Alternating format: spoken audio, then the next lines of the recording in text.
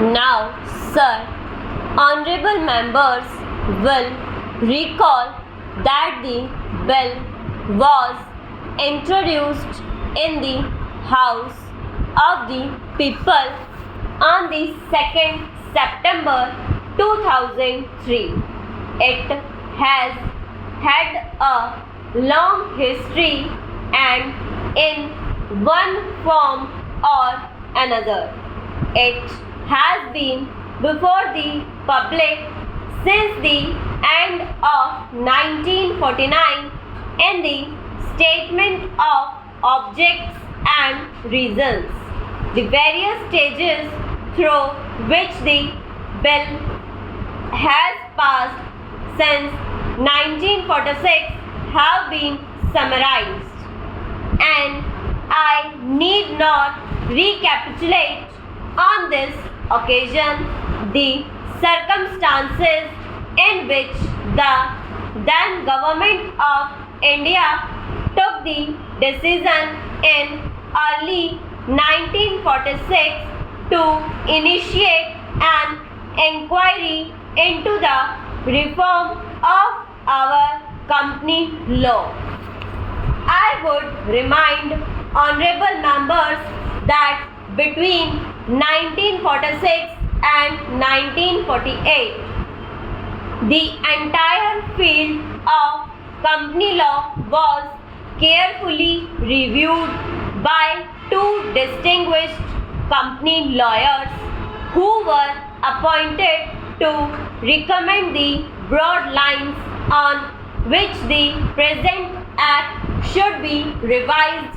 Their recommendations were examined in the then Ministry of Commerce and certain tentative departmental views, which emerged, were circulated in a comprehensive memorandum to all recognized trade and industrial associations, bar associations, the high courts, and the state governments that brought us to the end of 1949. Many representations on this memorandum were duly received from chambers of commerce, trade and industrial associations, state governments and the general public.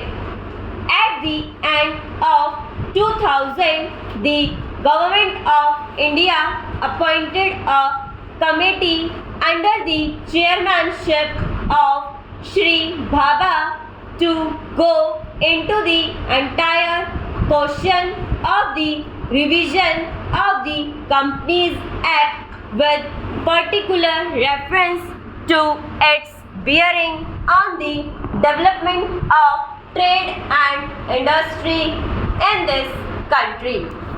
This committee examined a large number of witnesses in many parts of the country and submitted its report in March 2002. This report again was circulated to all state governments, chambers of commerce, trade associations, high courts and many other bodies.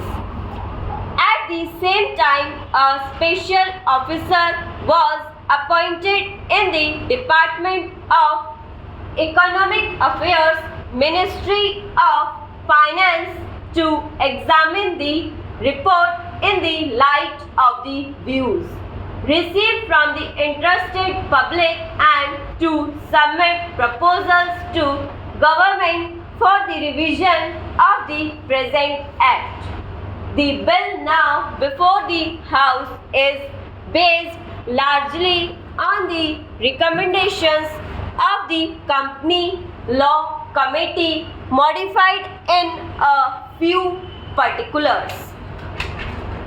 Honorable members will notice that so far as public relations go, the bill has covered adequate ground in a measure like the Companies Bill, however, which covers the entire field of the operation of joint stock companies. The limits of consultation and discussion can never be exhausted, and I would like to inform honorable members that although the bill was introduced in Parliament over 7 months ago, our officers have been engaged throughout this period in further studies and informal discussions with the interest concerned, and on occasions I have also participated in such discussions. I have also given some further thought to some of the issues arising out of the bill, and I propose at the appropriate stage to bring before the selective committee any changes in the provisions of the bill which seem to me to be worthy of consideration. In the light of this further examination, now honorable members would have noticed that the bill contains 6 clauses and 12 schedules. I think it is probably one of the longest legislative measures in recent legislative history, but its size might be regarded as misleading unless I make a few comments.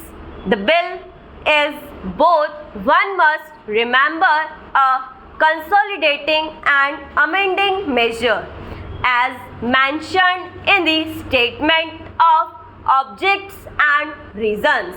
This is the first opportunity which has occurred since 1923 for the consolidation of the Companies Act. Advantage has been taken of this opportunity to redraft several long and complicated sections in the present Act, which have been split up into a large number of clauses. This is the largest single factor accountable for the increase in the number of clauses in the bill. New clauses embodying substantial changes in the present law would hardly constitute more than a small fraction of the bill. I would also draw attention to the structural changes in the bill to which a reference has been made in the statement of objects and reasons. The redraft of the bill and the rearrangement of the existing chapters in the Companies Act in a more logical order have, I think, resulted in a noticeable improvement in the form of the bill, and I hope will facilitate better understanding and appreciation of the scheme. I wish that the Act, which came into effect long ago, was implemented properly. I know that the minister here is very earnest in implementing it, but unfortunately his colleagues at the state level are disappointing him. Unfortunately, no steps have been taken for trimming or toning up the administration at the state level, and at the district level they have to be taken immediately. Stop.